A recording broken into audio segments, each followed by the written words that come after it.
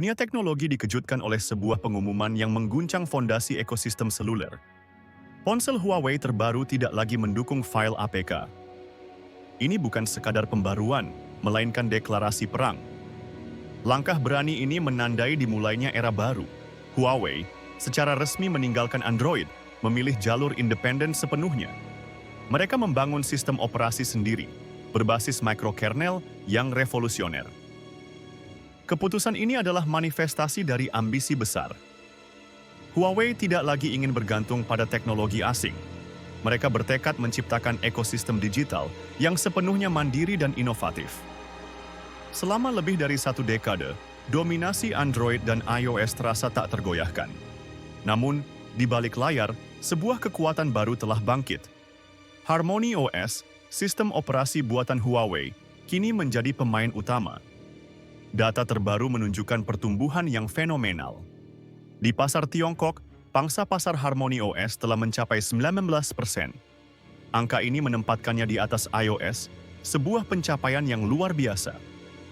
Ini bukan lagi sekadar alternatif, melainkan pesaing serius. Harmony OS telah membuktikan kemampuannya untuk bersaing di level tertinggi.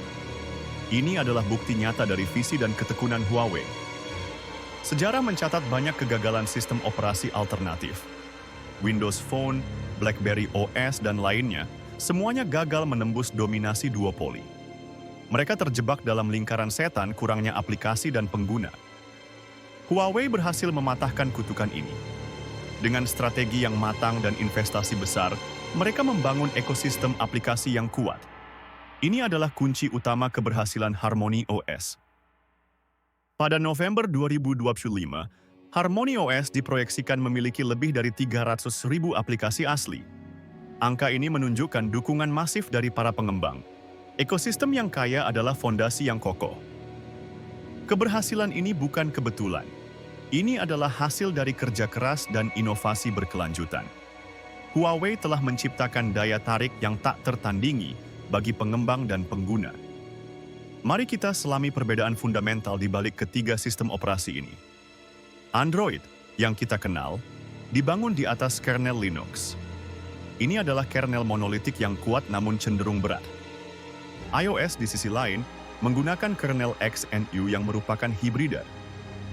Keduanya telah terbukti andal, namun memiliki batasan dalam hal efisiensi dan modularitas. Harmony OS Next mengambil pendekatan yang berbeda. Ia dibangun di atas arsitektur microkernel yang modern dan ringan. Ini memungkinkan efisiensi sumber daya yang lebih baik dan keamanan yang ditingkatkan. Mikrokernel hanya menjalankan fungsi inti sistem operasi.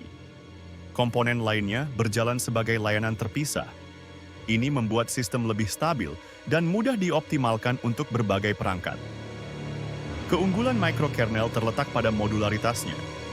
Jika satu komponen mengalami masalah, sistem secara keseluruhan tidak akan terpengaruh. Ini meningkatkan keandalan dan ketahanan sistem.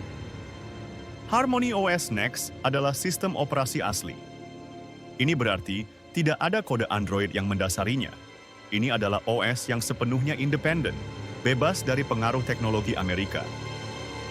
Ini adalah langkah strategis Huawei untuk mencapai kedaulatan teknologi penuh.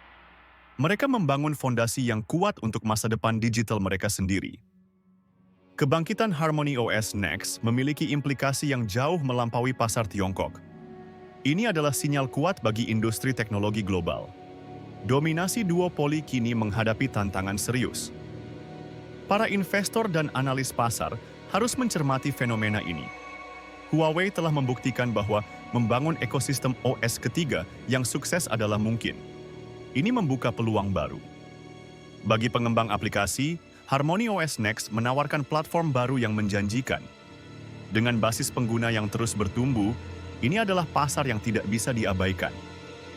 Konsumen Huawei akan merasakan pengalaman yang lebih mulus dan terintegrasi.